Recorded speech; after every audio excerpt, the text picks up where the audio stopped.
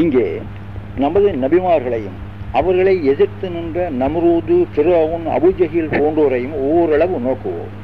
எமது சுன்னத் வல் ஜமாத்தினரை அறிந்து கொள்வது எப்படி என்ற நூலில் இது பற்றி தெளிவாய் விளக்கியுள்ளேன். இப்போது அதன் பொழிப்பை மட்டும் தருகிறேன். நபிமார்கள் அனைவரும் அல்லாஹ்வுடன் அவனல்லாத வேறு இலாஹில்லை என்பதையே வலியுறுத்தியுள்ளார்கள்.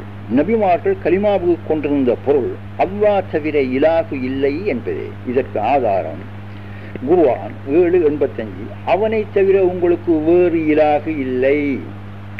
குர்ஆன் 21:22, வானம் பூமியாகிய அவ்விரண்டிலும் அல்லாஹ் அல்லாத இலாகுகள் இருந்தால் அவ்விரண்டும் கேட்டையடைந்திருக்கும். குர்ஆன் 27:64, அல்லாஹ்வுடன் வேறு இலாகு இருக்கிறதா? நீங்கள் உண்மை சொல்பவர்களாயிருந்தால் உங்களுடைய ஆதாரங்களை கொண்டு வாருங்கள். குர்ஆன் 43:84, அவனே வானத்திலும் இலாகுவாய் பூமியிலும் இலாகுவாயிருக்கிறான். குர்ஆன் 47:19, நிச்சயமாக அல்லாஹ்வை தவிர வேறு இலாகு இல்லை என்பதை நீர் அறிந்து கொண்டு விசுவாசம் கொண்ட ஆண்களுக்காகவும் விசுவாசம் கொண்ட பெண்களுக்காகவும் உமக்காகவும் பாப மன்னிப்பை கோருவீராக. உங்கள் நடமாட்டத்தையும் தங்குமிடத்தையும் அல்லாஹ் நன்கறிவான். இவை போன்ற பிற ஆயத்துக்களை எடுத்துக்கொண்டு சிந்திப்பது உங்களுடைய கடமை. இவ்வித ஆயத்துக்களின்படி நபிமார்கள் கொள்கை, அதாவது கலிமாவுக்கு அவர்கள் கொண்டிருந்த பொருள் அல்லாஹ்வை அன்றி இலாகு இல்லை என்பது. இதை அறிவுடையோர் குர்ஆனை ஏற்றுக்கொண்டோர் மறுக்க முடியாது. இலட்சோப இலட்சம், அதாவது பல இலட்சாதி இலட்சம் இலாகுகள் இருந்து கொண்டிருந்த போதுதான் இந்த ஆயத்துக்கள் அருளப்பட்டிருக்கின்றன என்பதை நாம் அறிந்திருக்கிறோம். குர்ஆன் 37, 35, 36, அல்லாஹ் தவிர இலாகு இல்லை என்று அவர்களுக்கு கூறப்பட்டால் நிச்சயமாக அவர்கள் கர்வங்கொண்டு, இன்னே நாங்கள் பைத்தியம் கொண்ட ஓர் கவிவானருக்காக நாங்கள் எங்களுடைய இலாகுகளை மெய்யாகவே விட்டு விடுவோமா என்று அவர்கள் கூறுகின்றனர். இன்னும் அவசியமானால் 38:5, 38:7, 39:3 போன்ற ஆயத்துக்களையும் நீங்கள் கவனத்தில் எடுத்து பாருங்கள். இதன்படி நபிமாருக்கு மாறான அபூஜஹில் போன்றோர் அல்லாஹ் வேறு என்றும் வணங்கப்படுகிற இலாகு அல்லாஹ்வின் வேறானது என்றும் தான் உறுதி கொண்டிருந்திருக்கிறார்கள் என்பதை அறிவுடையோர் மறக்க முடியாது. குர்ஆனை ஒப்புக்கொண்டோர் மறக்க முடியாது. மூமின்களின் கொள்கைக்கு முஸ்லிம்களின் கொள்கை நேர் விரோதமானது தானே. இப்போது எமது அறிவுக்கு நாம் வேலை கொடுப்போம். உலகில் தோன்றிய 1,24,000 நபிமார்களில் 1-2 பேரை தவிர ஏனையோர் எழுத படிக்க தெரியாத உம்மிகளே ஆவார்கள். எமது ரசூல் ஸல்லல்லாஹு அலைஹி வஸல்லம் அவர்களும் எழுத படிக்க தெரியாத உம்மி நபியே தான். முன் நபிமார்களில் உம்மி நபிகளிடையே அதாவது இதற்கு முந்தின நபிமார்கள் கூட உம்மி மக்களிடையே தான் கலிமாவை கூறியிருக்கிறார்கள். எமது ரசூல் ஸல்லல்லாஹு அலைஹி வஸல்லம் அவர்களும் உம்மி நபியாய் இருந்து கொண்டு உம்மிகளான பாமர மக்களிடையே தான் கலிமாவை கூறியிருக்கிறார்கள். குர்ஆன் 62:2, உம்மிகளுக்கு அவர்களில் நின்றுமே ஓர் ரசூலை அனுப்பினான். உம்மி, இப்போ சிந்தனை கெடுங்கள். உம்மி நபியால் கூறப்பட்ட கலிமாவை கேட்ட உம்மிகளான பாமர மக்கள் கலிமாவின் கருத்தை தெளிவாய் விளங்கி கொண்டதனால் தான் அதை ஏற்றுக்கொள்ள முடியாமல் மறந்திருக்கிறார்கள். உம்மி என்ற சொல்லில் வேறு சில நுட்பங்களும் உண்டு. அந்த விவரம் இங்கே நமக்கு அவசியமில்லை, ஆகவே நான் அதை இங்கே கூறவில்லை. கலிமா பல கருத்துடையதாய் இருந்திருந்தால் அதை பாமர மக்களால் விளங்கி கொண்டிருக்க முடியாது. எனவே பாமர மக்களாலும் இலகுவாய் விளங்கிக் கொள்ளக்கூடிய ஒரே ஒரு கருத்துடையதே கலிமத்து தையபா என்பது உறுதியாகிறது. மன்கூல் என்ற வேத ஆதாரப்படியும் மகக்கூல் என்ற யுக்தியின்படியும் கலிமத்து தையபா ஒன்றே என்றும் அது ஒரே ஒரு கருத்தை மட்டுமே உடையதென்றும் நிரூபணமாகிவிட்டது.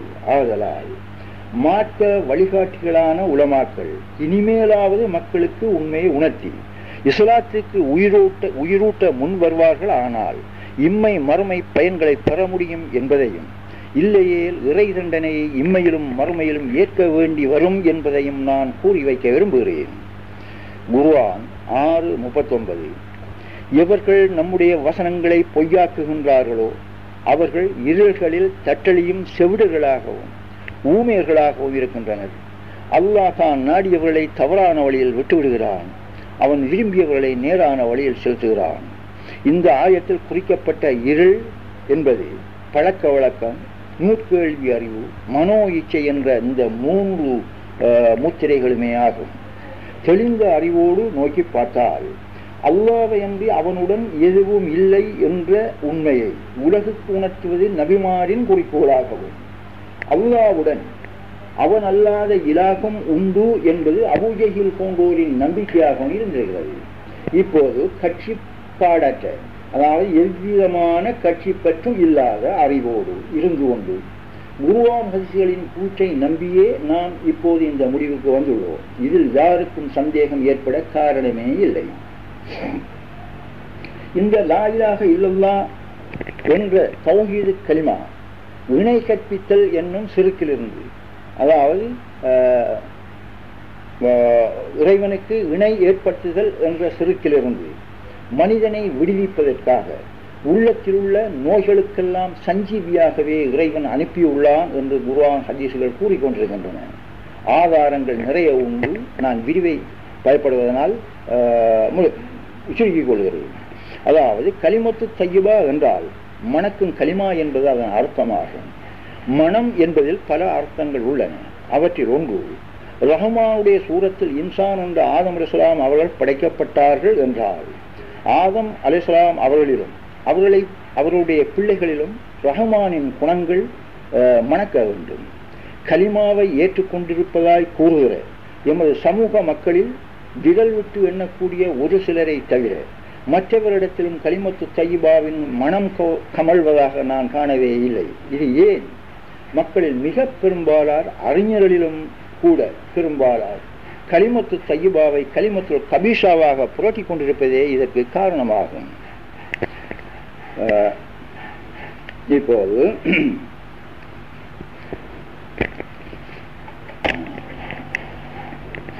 இப்போது அப்பாஸ் ரலியல்லாஹு அன்ஹு அவர்களால் அறிவிக்கப்பட்ட ஒவ்வொரு ஹதீஸை உங்களுடைய கவனத்தை தருகிறேன்.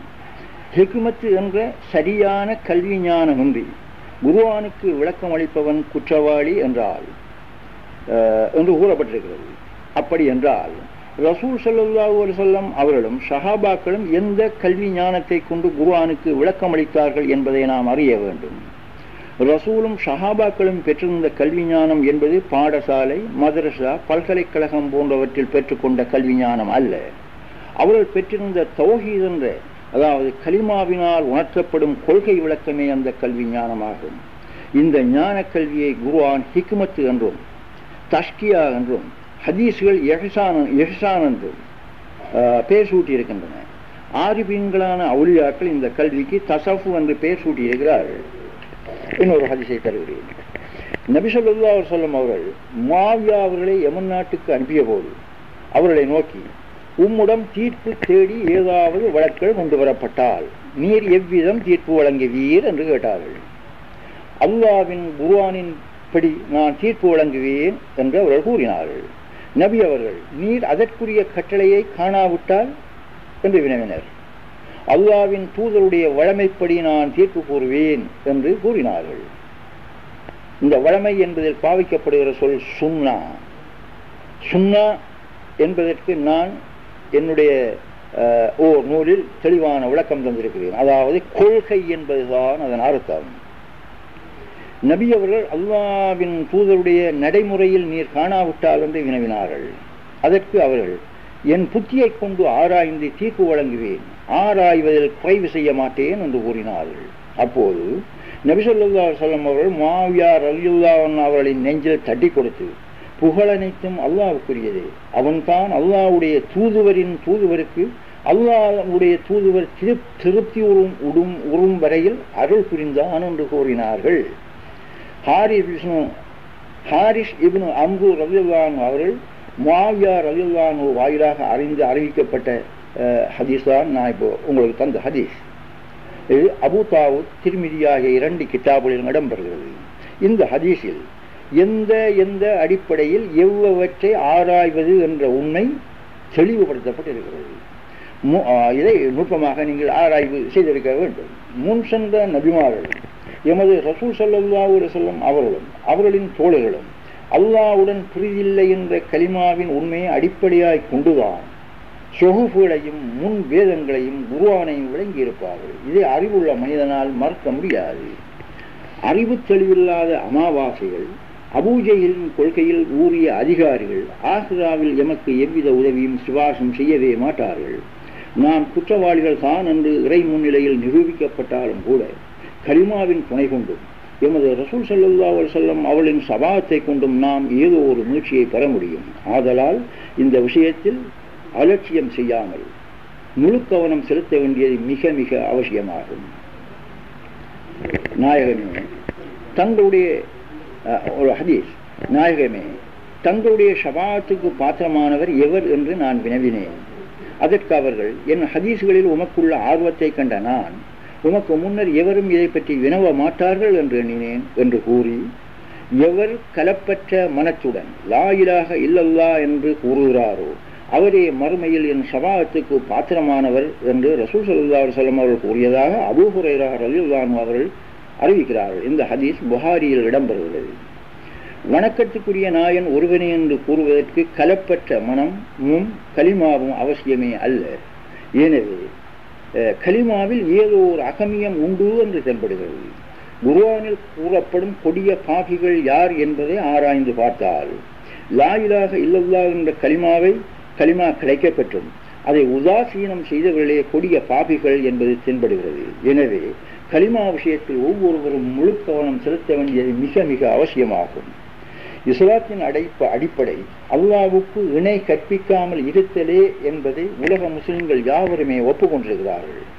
பிற மதங்களுக்கும் இஸ்லாத்துக்கும் உள்ள உண்மையான வேறுபாடு அல்லாஹ்வுக்கு இணை கற்பிக்காமல் இருத்தலே ஆகும். அதாவது பிற மதங்களுக்கும் இஸ்லாத்துக்கும் இடையில் உள்ள வேறுபாடு கொள்கையிலே அல்லாமல் செயலில் என்று கூற முடியாது. ஆனால் இணை கற்பித்தல் என்னும் சிறுக்குடைய விஷயத்தில் நல்லடியார்கள் நீங்களாக உள்ள மக்கள் கண்மூடித்தனமான பின்பற்றலில் ஊறி வழி தவறி சென்று கொண்டிருக்கிறார்கள் என்பதை நான் காணுகிறேன். எமது முதல் நூற்களில் சிறுக்கென்றால் என்ன என்ற விஷயத்தை குர்ஆன், ஹதீஸ், இஜ்மா, இத்தியாஸ் முதலாம் உறுதியான ஆதாரங்களை கொண்டு நிரூபித்து காட்டியிருக்கிறேன். ஆயினும் மக்களில் பலர் தௌஹீதுடைய விஷயத்தில் இன்னும் தெளிவடைய வேண்டும் என்பதற்காகவே இந்த பேச்சை நான் பேசிக் கொண்டிருக்கிறேன். இணை கற்பித்தல் என்பது இறைவனால் மன்னிக்கப்பட முடியாத மாபெரும் குற்றம் என்று குர்ஆன், ஹதீஸ்கள் வலியுறுத்துகின்றன. இக்குற்றத்திலிருந்தும் விடுபடாத மனிதன் பல்லாயிர வருடங்கள் அமல் செய்தாலும் அவன் இம்மை மறுமையில் வெற்றி பெறவே மாட்டான் என்றும் தன்னிறைவு அடையவே மாட்டான் என்றும் வேதம் வலியுறுத்துவதை நாம் கவனத்தில் கொள்ள வேண்டும்.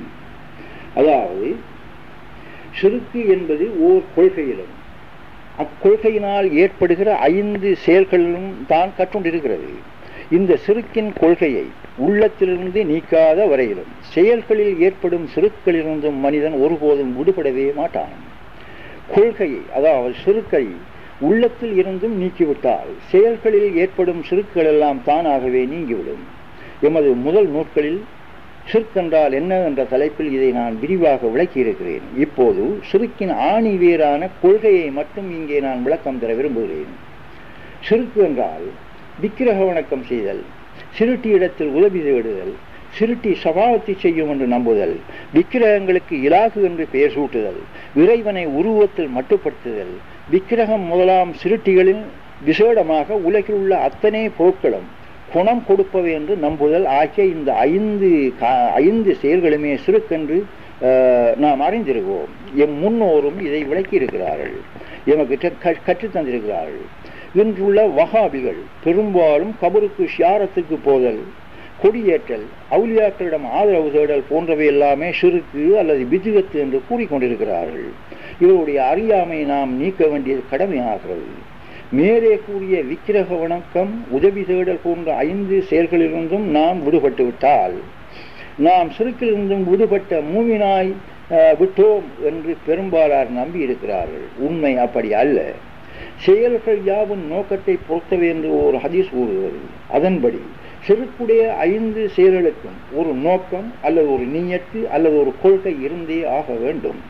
அந்த கொள்கையை நீக்காத வரையிலும் செயல்களில் ஏற்படும் ஷிர்க்கிலிருந்தும் மனிதன் ஒருபோதும் நீங்க முடியாது என்பதை நாம் ஊன்றி உணர வேண்டும். உதாரணமாக சிறுட்டி இடத்தில் உதவி தேடுதலை மட்டும் நாம் எடுத்து பார்ப்போம். சிறுட்டியின் உதவி இல்லாமல் எந்த ஓர் மாமேதையாலும் எந்த உலகிலும் வாழவே முடியாது.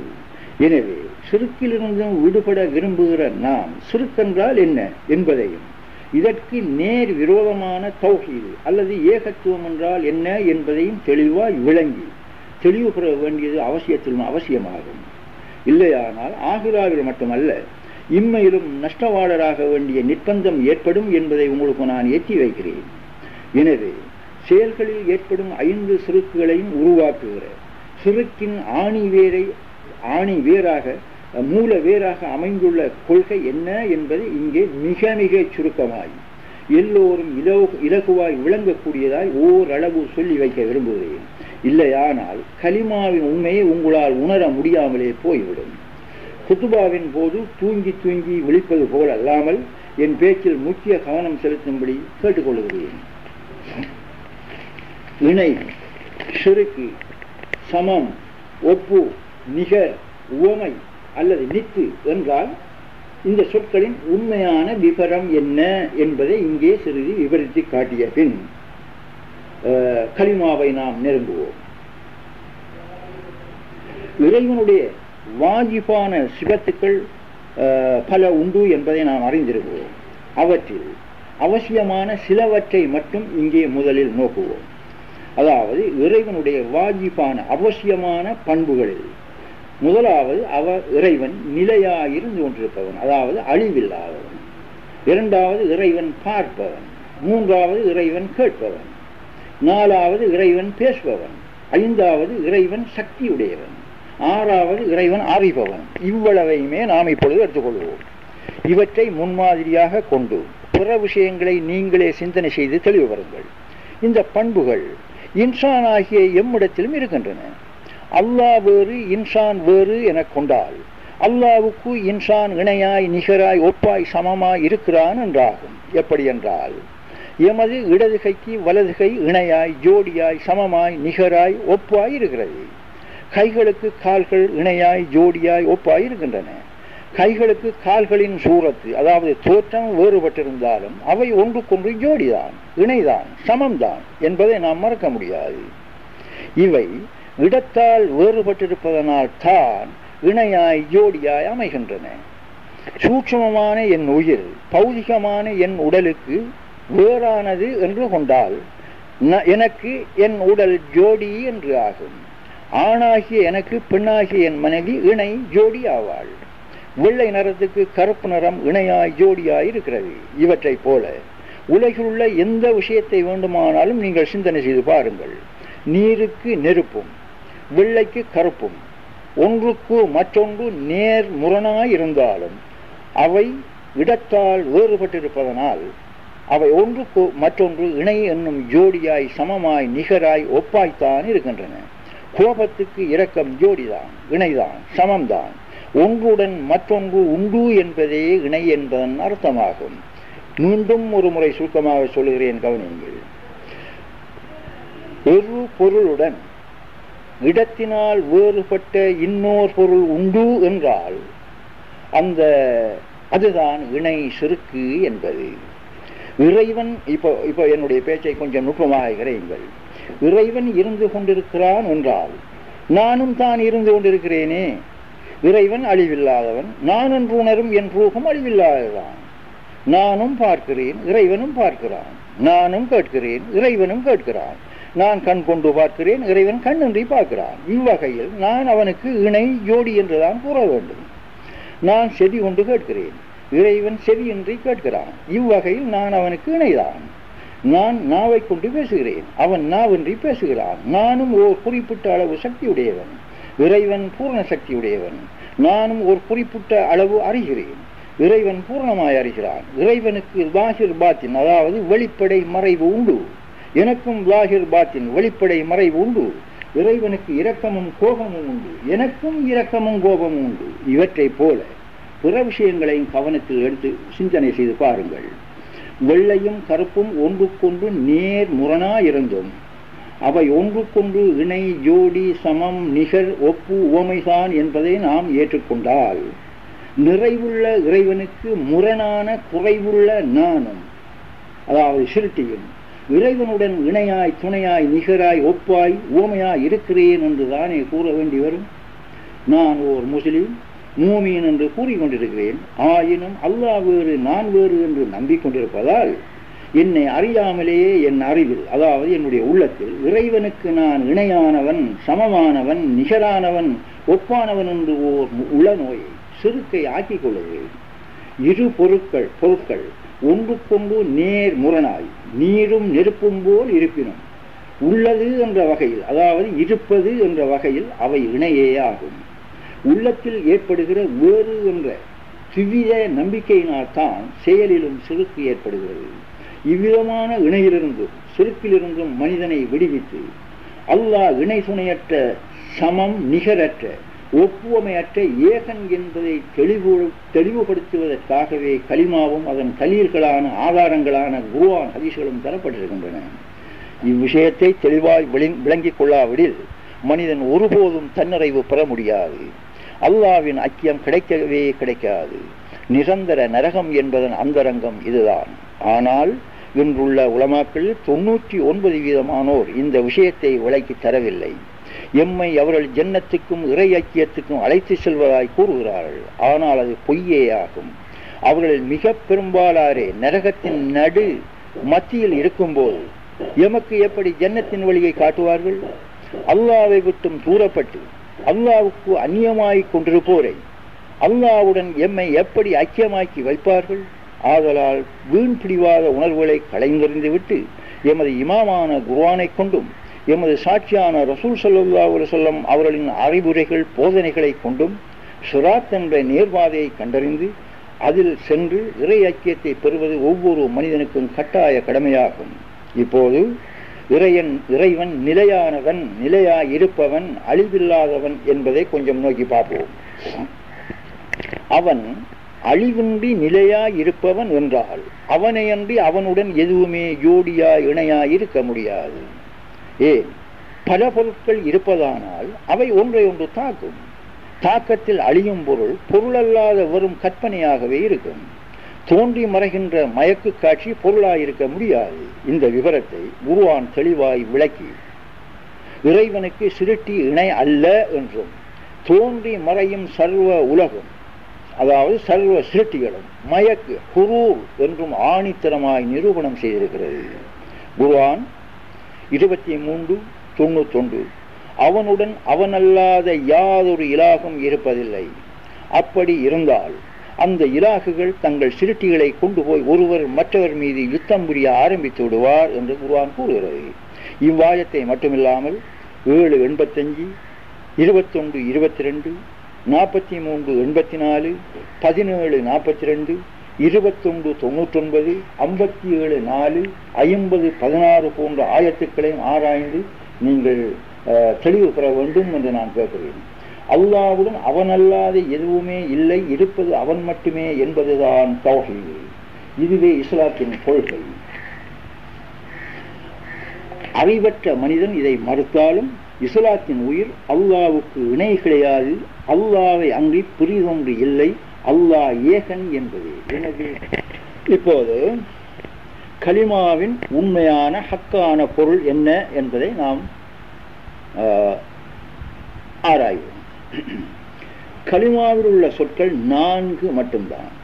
அதாவது லா இலாஹ இல்லல்லாஹ் முஹம்மது ரசூலுல்லாஹ் என்பதில் லா இலாஹ இல்லல்லாஹ் என்பது கலிமத்து தய்யிபாவாகவும் முஹம்மது ரசூலுல்லாஹ் என்பது அதை நிரூபிக்கும் உபவாக்கியமாகவும் அமைக்கப்பட்டிருக்கிறது. ஆனால் கலிமத்து தய்யிபா என்பது லா இலாஹ இல்லல்லாஹ் என்ற 12 அட்சரங்களை கொண்ட 4 சொற்கள் மட்டும்தான். அதாவது லா என்று ஒரு சொல், இலாஹி என்று ஒரு சொல், இல்லா என்று ஒரு சொல், அல்லாஹ் என்று ஒரு சொல். மொத்தம் இந்த 4 சொற்களை தவிர கலிமாவில் வேறு எந்த சொற்களும் கிடையாது. இதில் முதலாவது லா. இதன் கருத்து என்ன என்பதை பார்ப்போம். லா என்றால் இல்லை என்பதுதான் அதன் அர்த்தம். இந்த சொல் தன்மை, முன்னிலை, படற்கை என்ற 3 இடங்களையும், இறந்த காலம், நிகழ்காலம், எதிர்காலம் என்ற 3 காலங்களையும், உயர்திணை, அகரிணை என்ற 2 திணைகளையும் ஆண்பால், பெண்பால், பலர்பால், ஒன்றன்பால், பலவின்பால் என்ற ஐம்பால்களையும் ஒரே முறையில் இல்லை என்று மறுத்துரைக்கும் ஒரு எதிர்மறை சொல்லாகும். கலிமாவில் உள்ள இலாகு என்ற சொல்லுடன் லா என்ற சொல்லை இணைக்கும் போது இலாகு இல்லை என்று ஆகிறது. இப்போ லா என்ற சொல்லுக்கு இவ்வளவு விளக்கமே போதுமானது. இரண்டாவது இலாகு.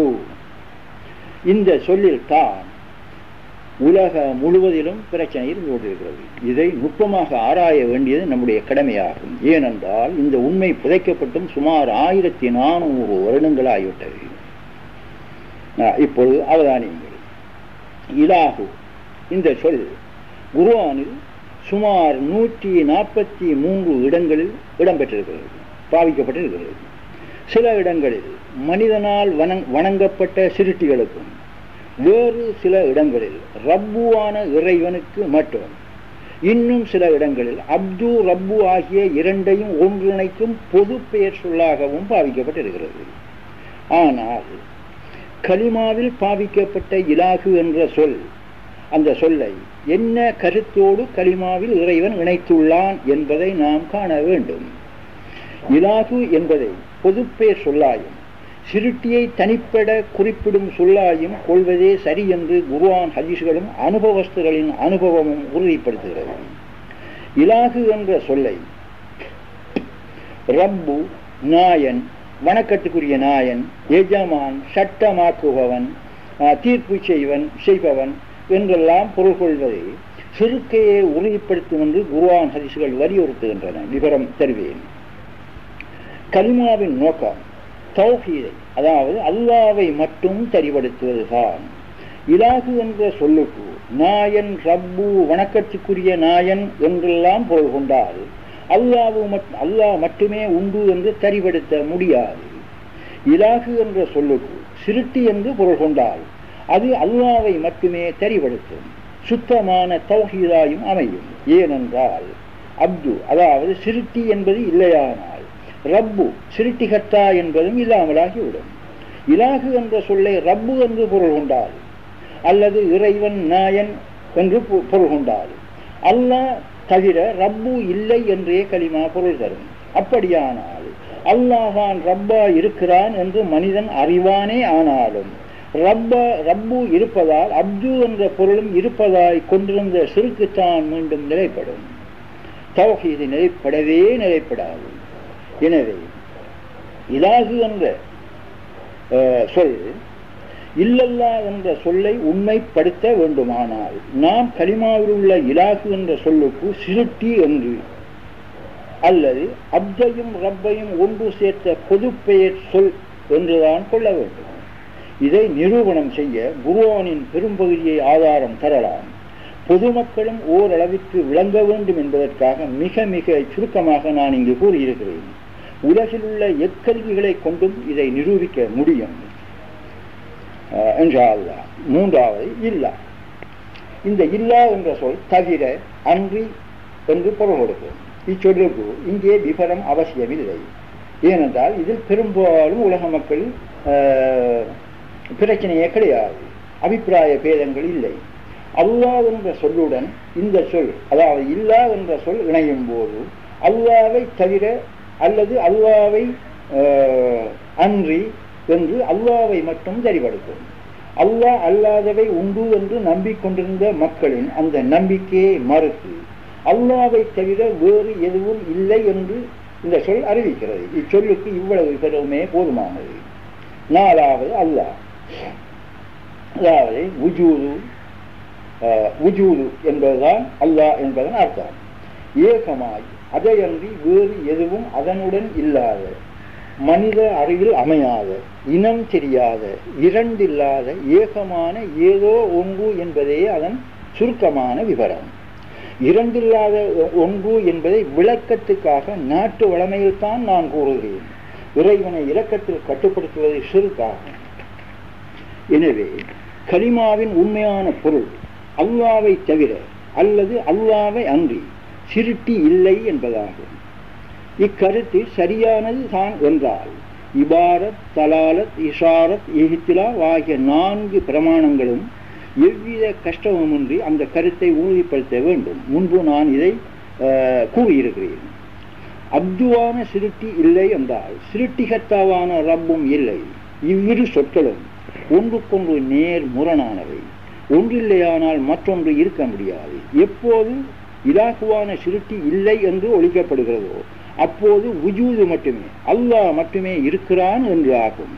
கலிமாவில் உள்ள இல்லா, அதாவது தவிர, அன்றி என்ற சொல் மனித அறிவில் தென்படும் சர்வ சிருட்டியும் அல்லாவின் வேறு அல்ல என்று உணர்த்துகிறது. சிருட்டி என்ற சூரத்தாயும் ரப்பு என்ற சிருட்டிகத்தாவாயும் இருப்பவன் அல்லாவேதான் என்பதை நிறுவனம் செய்யப்படுகிறது. இங்கே வுஜூது என்ற உயர் ஸ்தானத்தின், அதாவது இறைவனுடைய சொந்த நிலைமையின் இரண்டாவது மர்த்தபாவை, அதாவது ருபூபியத்து என்ற மர்த்தபாவை இலாகு என்ற சொல்லால் விளக்கப்படுகிறது. அல்லாவை தவிர என்னும் போது இருப்பதாய் தென்படுவது, அதாவது மௌஜூது அல்லாவின் சூரத்துத்தான் உண்டாகிறது. இருப்பதாய் காணப்படும்